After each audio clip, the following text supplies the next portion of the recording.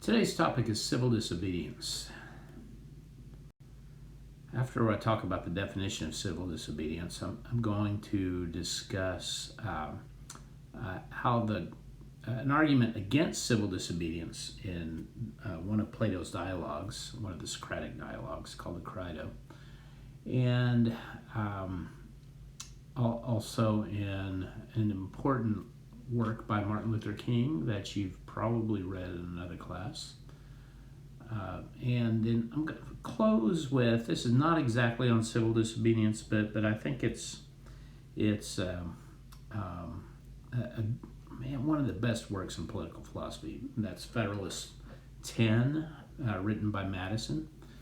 And we'll see how Madison talks about the problem that we find ourselves in, and I actually don't know if there is a solution. So, but it's a great piece of thought. We'll close with that. Okay, civil disobedience, a definition. Civil disobedience is a form of protest in which protesters deliberately violate a law. Now, notice a simple violation of the law does not constitute civil disobedience. You're not engaging in civil disobedience when you drive 75 miles an hour on the interstate, okay, violating that 70 mile per hour speed limit. Why? Because you're not protesting the injustice of the 75 miles per hour. You just don't want to drive 70, okay? So you're not engaging in civil disobedience just by not doing something that you don't want to do, for instance, when it's against the law. You have to be protesting the law. Okay, Socrates. Before I jump into the argument that we find in this dialogue, let's talk a little bit about who Socrates was. So in ancient philosophy, the history of ancient philosophy, there's something called the Socratic problem. Actually, there are two Socratic problems. And that both of these involve just who in the world is Socrates. Because we've got a problem. We know Socrates existed, but the only thing that we know about Socrates is essentially secondhand information. We get it from someone else. And usually the more sources that you have about a particular person or thing, the better you are, provided that those sources all agree. In this case, they don't all agree. We've got three, actually, I should say four major sources. Two of those sources do agree, and that would be Plato and Aristotle. But Aristotle was Plato's student, and Aristotle didn't know Socrates. So presumably everything that Aristotle learned about Socrates, he got that from Plato. So that cuts it down to basically three sources. These three sources are Xenophon, who's a general in the Athenian army, a comedic playwright in Athens named Aristophanes, who wrote about Socrates in a couple of plays, the most important being The Clouds. The other one I think is called The Frogs. And then there's Plato. Plato wrote a lot about Socrates. There are a bunch of dialogues where Socrates is a main character. So the problem is each of these three pictures we get of Socrates are radically different. In Xenophon, Socrates is a good moral teacher. In Aristophanes, Socrates is essentially a sophist. The sophists were teachers of rhetoric that were accused of essentially being able to argue for anything, whether they believed it or not. So you would hire a sophist, for instance, if you were getting ready to go to court and you wanted to know what's the best way to argue for my case. Well, a sophist would claim to be able to argue that something is true, but also be able to give you a convincing argument that was false. So it didn't matter what it was. Plato, on the other hand, he portrays Socrates as a person who denies having knowledge at all, which wouldn't make him a very good moral teacher. Also would make him a good sophist. And also as a person who has some kind of strange philosophical views. some of those views were things like if you know what the right thing to do is, you will do it. If you have one virtue, you have to have them all. So these are odd sort of views. Now, can you reconcile holding those views with the fact that with a claim that you don't know anything? That's a completely different issue. But at this point, so who is who's gives us the accurate representation? Who's the best source? Well, scholars have decided that Plato's the best source for a couple of reasons. One, Xenophon was gone while most of the events that he was writing about in Socrates' life occurred. So Plato was there. Okay, Plato was his student. Plato knows him well. Also, Aristophanes is writing a comedy. Is there any reason that this character that he uses, named Socrates, is there any reason to think that it's an accurate portrayal of Socrates? Probably not. So Plato's dialogues turn out to be the most important sources of our knowledge about Socrates. But there's still a problem, because Socrates doesn't appear to be the same in all the dialogues. Two classic cases. One is the Apology. That's the account of the Socrates' self-defense at his trial. In the Apology, Socrates says, "I don't know if there's life after death." What he's saying is if you decide to execute me, to the Athenian jury, then is that a good thing? Is that a bad thing? Well, it has to be a good thing. I don't know if there's life after death. If there is, then I continue to exist. If there's not, it's like going to sleep, and that's not bad. Okay, but I don't. The important thing here is Socrates says, "I don't know what's true about life after death." Now, just a little bit later, though, right before he's executed, notice not much time has passed here. Plato writes a dialogue called the Phaedo, and in the Phaedo, Socrates is portrayed as not only knowing that there's life after death, but he can prove with 4 different proofs that there's life after death. And those 4 proofs assume theories of epistemology and metaphysics that Socrates and other dialogues just doesn't even show any interest in. So, is this the same person? It's the same name. Is it the same person? Well, scholars have decided that the way to reconcile this is to split the dialogues into early dialogues and later dialogues. Actually, they're early, middle, and late, but we'll combine those middle and late. The early dialogues are thought to be accurate portrayals of the way that Socrates interacted with the people that he talked to. So those early dialogues are called the Socratic dialogues. Later dialogues, Plato still uses this character named Socrates, but the stuff that Socrates says in those later dialogues don't accurately represent Socratic thought, they represent Platonic thought. So in the early dialogues, Plato is giving us a reasonable account of this is how Socrates did philosophy. In the Platonic dialogues, now it's not Socrates' philosophy, it's Plato's philosophy that he puts in the mouth of this character named Socrates. Okay, the Crito is an early dialogue. So this is thought to be, well, most of these cases, we don't know if these are actual events that Plato is recording, because in some of them Plato says that he's there, in others there's no record of Plato being there. But this is a good account of the kind of conversation that Socrates would have had. Okay, back to the Apology, so we can set up the Crito. Socrates is charged with 3 different things. 1, studying things in the sky and below the earth. Okay. 2nd, more importantly, corrupting the youth. And finally, impiety, specifically not believing in the gods of Athens and inventing new gods. So Socrates defends himself from these charges. He is found guilty. There's a lot of interesting stuff that happens in the meantime, but we don't have time to talk about that today. So he's found guilty, and he goes on. So uh, he goes to prison after being found guilty, and they can't immediately execute him. In fact, in Athens during this time, they probably didn't even really want to execute Socrates.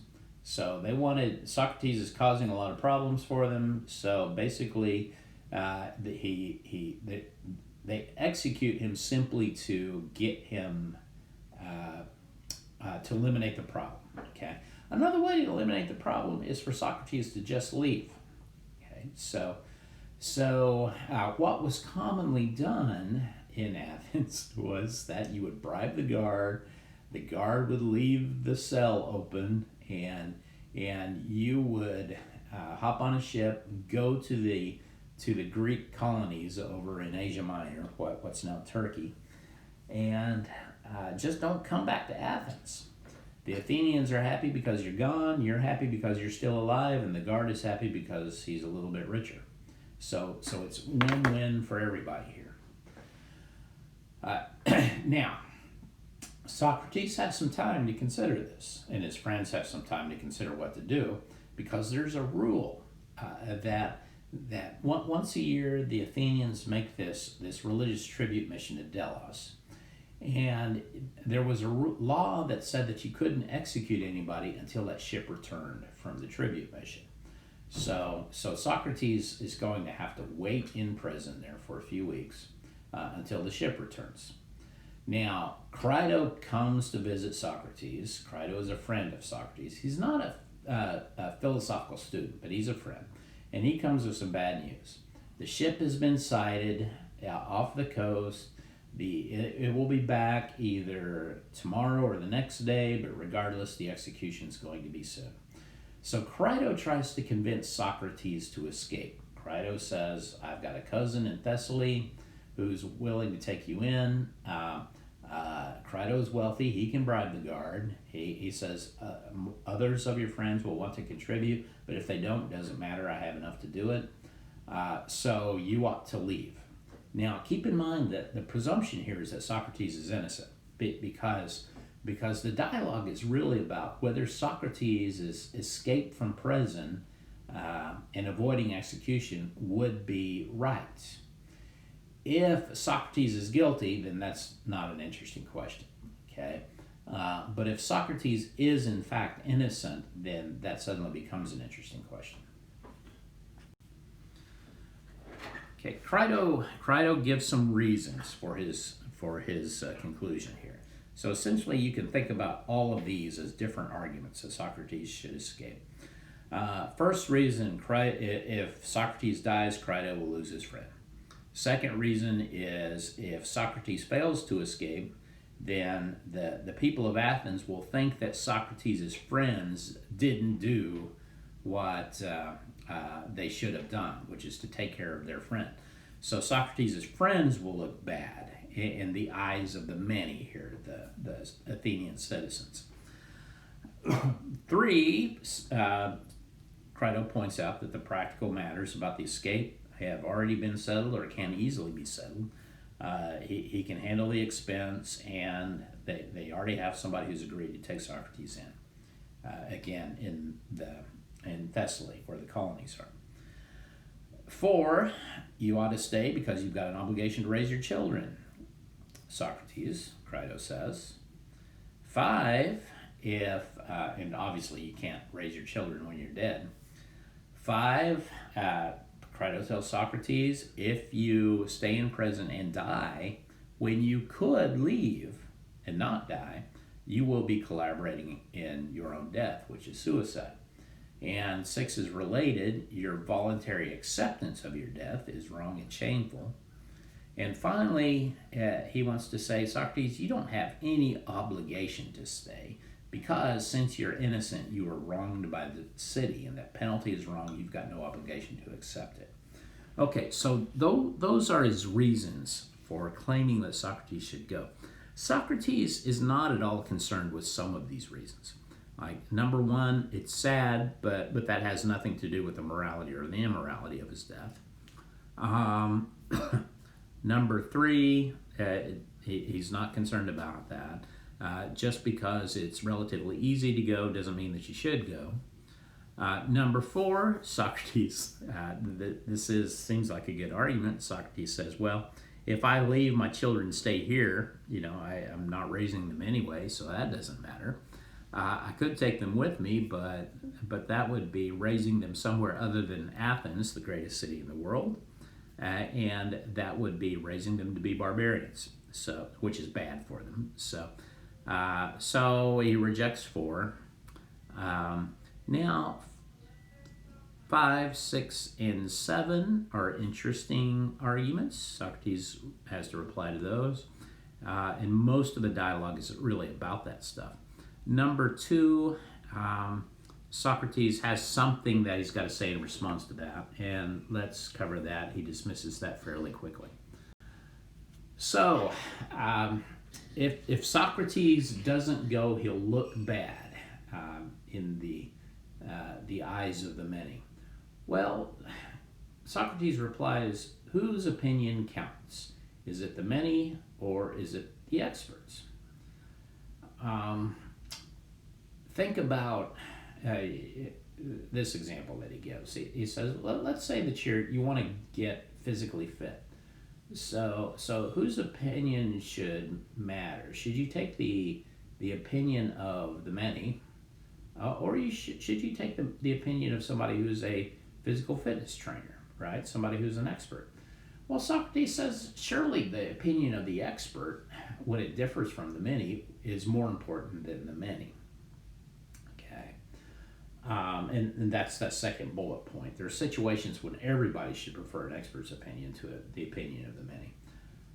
But he says, look, that the opinion of the many, even if the many have a disfavorable opinion to you, it can't really harm you.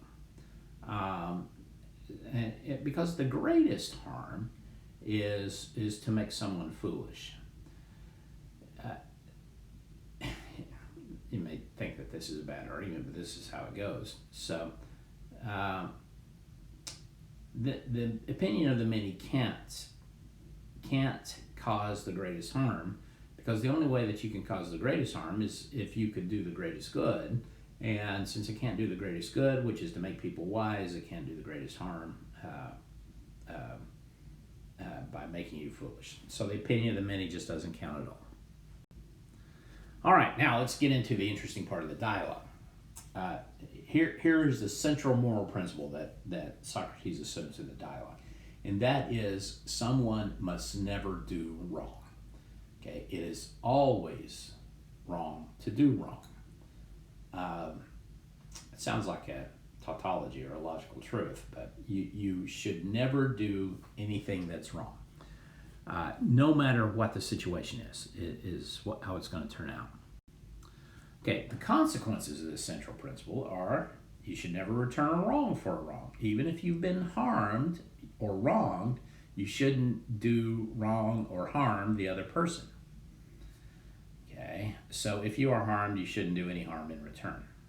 And also, since failing to keep your agreements harms the other, you should always fulfill your agreements if those agreements were made justly. Okay, so those are some important considerations here. Now, here are the 2 central questions in the dialogue. Is escaping from prison an act of wrongdoing? Okay. Well, is anyone harmed by Socrates' escape? So Crito would say no, right? Socrates is going to argue yes. Now, to make that point, Socrates imagines having this dialogue with the laws of Athens. The laws say by escaping Socrates, you would be destroying the laws in the city. Okay, that would happen if the verdicts of the court would have no force. Okay, and the reason they have no force is because anybody could just nullify them by their actions. Okay, so here's an objection. It was the city that wronged Socrates, and by doing something that was not right, which is convicting Socrates wrongly. So the laws give 3 further arguments here. This is why Socrates should agree to die and not escape.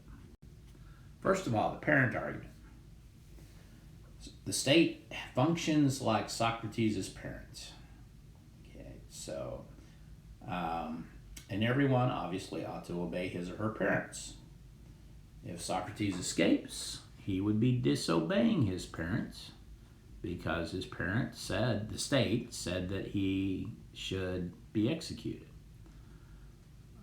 Okay, that is first argument. Any problems with that argument? Well, does number two hold universally? Okay, so in all situations. It's true that people should honor their parents, but does everyone have an obligation to obey their parents? Well, children do, but once a child reaches the age of majority, they don't still, what am I trying to say? They don't still have the obligation to obey their parents. Parents can make suggestions, but they can't give orders at that point, right? So 2 is false, and so therefore the argument is not sound. Okay, it's not a good reason for thinking that Socrates ought not to escape. Well, then we get another argument, and this is called the benefactor argument. The state Socrates is benefactor. The state provides for Socrates by giving Socrates rights within the state, provides services that benefit Socrates, and premise 2, everyone ought to obey his or her benefactors. If Socrates escapes, he'll disobey his benefactor. Socrates ought not to escape. Well, this argument's less than convincing too. Again, premise 2 is the problem. Just because somebody gives you a benefit, does that mean that you have an obligation to obey them? Well, no. If someone gives you a gift, does that obligate you to return the gift? You may feel like you're obligated, but you don't have a genuine obligation. Why? Because you didn't agree to anything. It was a gift that you didn't ask for. It's a benefit that you didn't ask for, and it doesn't impose an obligation upon you. Okay, well, what would it impose an obligation? Surely an agreement would. So we get the final argument. This is the most important argument in the dialogue, the agreement argument. Socrates made an agreement to obey the state. Everyone ought to keep his or her just agreements. If Socrates escapes, he'll violate the agreements. So Socrates ought not to escape. Well, that's a much better argument than the parent argument or the benefactor argument. But there's still some objections. One, do we have an unlimited obligation to obey? Well, when we say unlimited obligation to obey parents and benefactors, we've already said no. Now, have I made an agreement to obey the state? Well, here's what Socrates says in the dialogue. That he made an agreement to obey the state by remaining in the state and continuing to enjoy those benefits.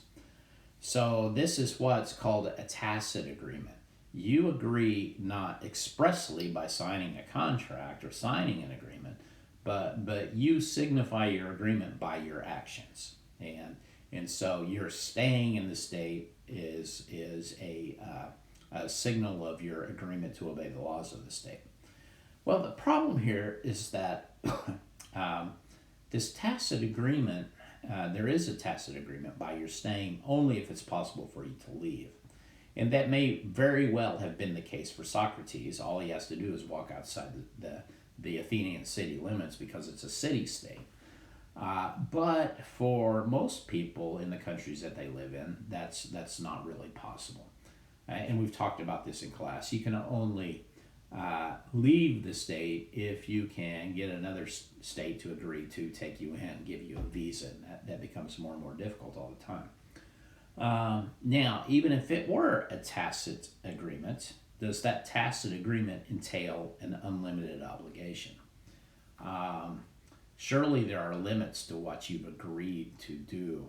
So for example, just because I have agreed, made a tacit agreement to obey the laws of the state, if suddenly the state says, oh, you have to kill another person, nobody would think that they've agreed to that. So there's no unlimited obligation. Where are the limits of those obligations? Am I suddenly obligated by my agreement to obey the laws in the sense of by enjoying the benefits of the state? Have I agreed to be executed wrongly by the state? That seems to be a stretch. Okay, here's an interesting thing pointed out by Robert Nozick, and I think this presents at least a problem that we're going to have to consider. And what Nozick is trying to say here is that we can't guarantee that no innocent people will be punished. Because, and the reason for that is because we would like to accept these two rules, that no innocent people should be punished, but also that all the guilty should be punished. So we have reasons for wanting guilty people to be punished. We've got reasons for wanting no innocent people to be punished. But the problem is these two principles conflict with each other. And they don't conflict with each other logically, but they conflict with each other practically. The reason for this is because we make these decisions from a position of uncertainty. Okay, we have limited knowledge about whether or not a person is guilty or not. The evidence that we're given in a court trial is not going to be enough to prove with absolute certainty that a person is guilty or innocent. So we're going to have to decide, how do we, for practical purposes, reconcile these principles? So we can guarantee that no innocent people would be punished by punishing no one. We could guarantee that all the guilty would be punished by punishing everyone. Okay, but the problem is finding a balance between these two principles is really, really difficult. Okay, and any balance that we find is going to be such that it may very well be the case that we end up punishing some innocent people and letting certain guilty people go free. Okay, we can't guarantee because we can't be certain about who's guilty or innocent. We can't guarantee that we'll punish no innocent people, and also can't guarantee that we'll punish only guilty people or all guilty people. Martin Luther King. Okay, Socrates is arguing against civil disobedience. For Socrates, it's always wrong. Okay, because of this agreement that we've made with the state. For King, civil disobedience is sometimes justified. Not always justified, sometimes justified. Okay, so King says we have a legal and moral responsibility to obey just laws. We don't have a moral responsibility to obey unjust laws. And in fact, we may very well have a moral responsibility to disobey unjust laws. So Augustine says an unjust law is no law at all. And he traces this back to sort of the traditions in classical philosophy. First Augustine, then Aquinas. Aquinas agrees with Augustine, an unjust law is no law at all. And then gives us a criterion by which we can determine whether a law is unjust. An unjust law is one that is a human law that's not rooted in God's eternal and natural law. So, King goes on to talk about any law that uplifts human personality is just. Any law that degrades human personality is unjust. All segregation statutes are unjust because segregation degrades human personality. So specifically, an unjust law is one that where the majority compels the minority to obey but doesn't make that law binding on itself. That, he says, is difference made legal. Also, a law is unjust when the minority, as a result of being denied the right to vote, has no part in making that law or essentially enacting that law. But an important thing here that they have to remember about civil disobedience is that if you engage in civil disobedience, you have to be willing to accept the penalty for violating the law. Okay, so he's clear, right?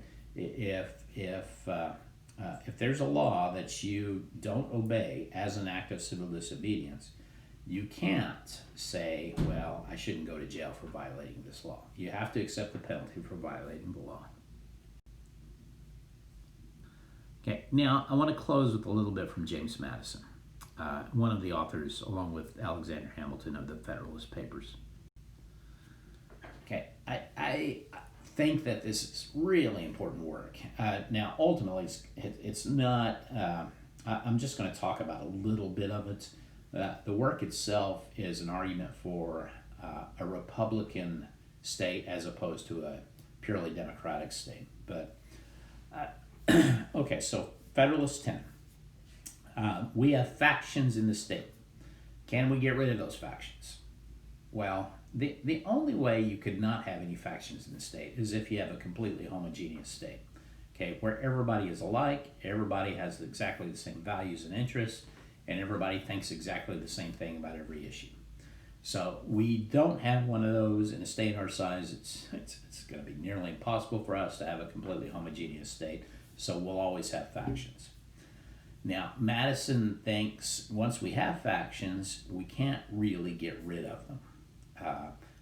Because the only ways that we could get rid of them are, for example, forcing a will upon other people, or indoctrinating other people so that they all think alike. Well, there's too great a cost to human freedom.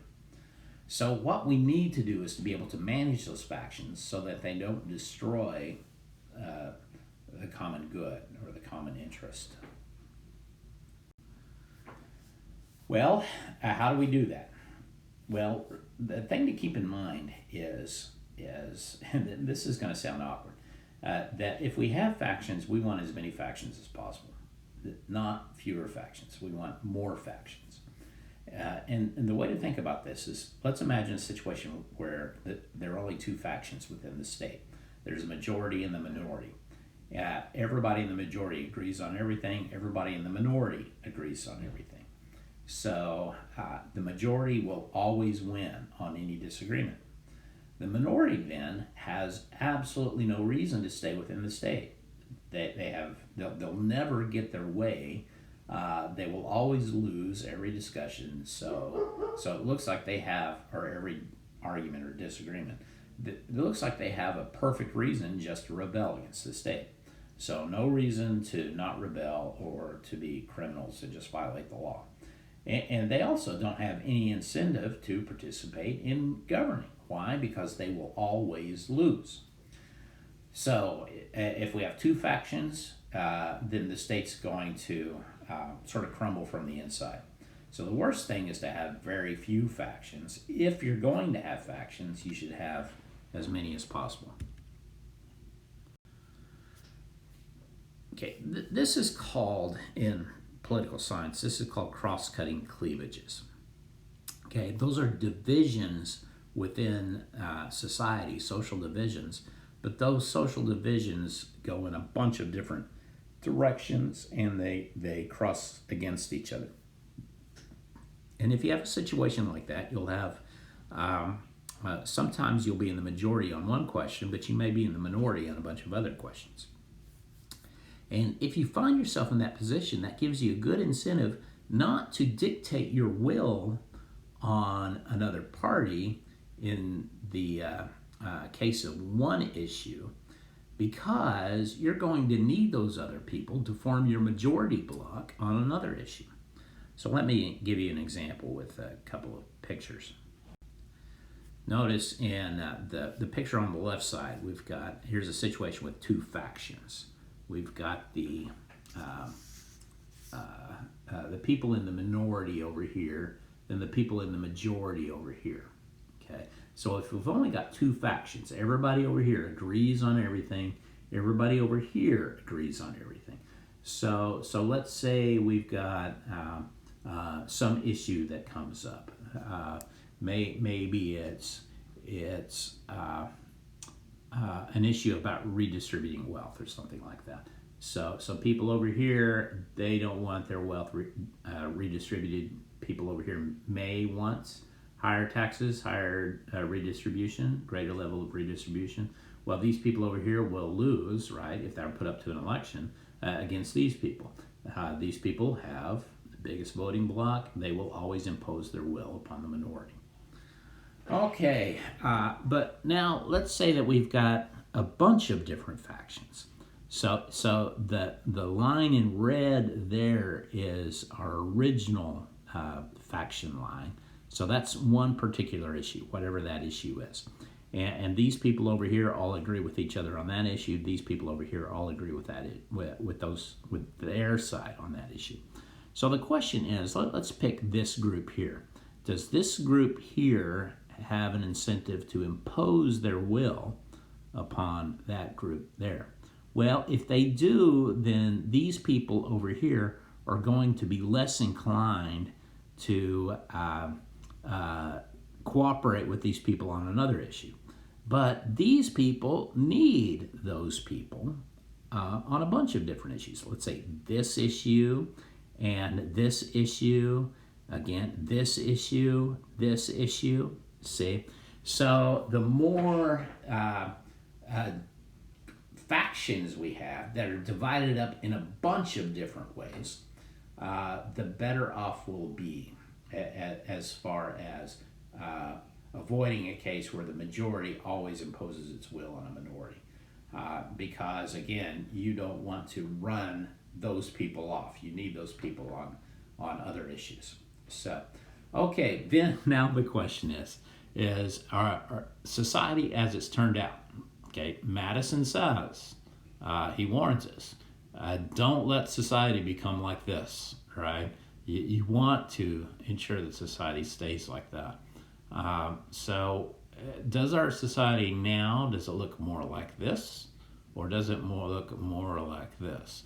Have we reached a state where actually we've only got two groups, one group here, and these people agree with each other on everything, these people agree with each other on everything?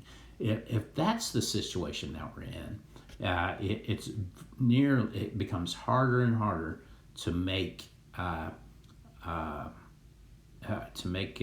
democratic state, whether a republic or not, right, work. And that's a great fear that I have, is that we've tended to end up in a place where we've got two major groups that each group tends to agree on everything, and that doesn't look good, at least for the future of the republic. So we're going to have to think hard about how we can move from here maybe to something that looks more like this, and that's going to require some really hard work on our part. Or maybe we'll have to think about other ways that, given now that we're more like this, are there other ways that we can use to protect the state as it is? So we'll have to give that some serious thought, and it's going to take some serious work. All right, I'll see you next week. Hope everybody is staying warm and dry.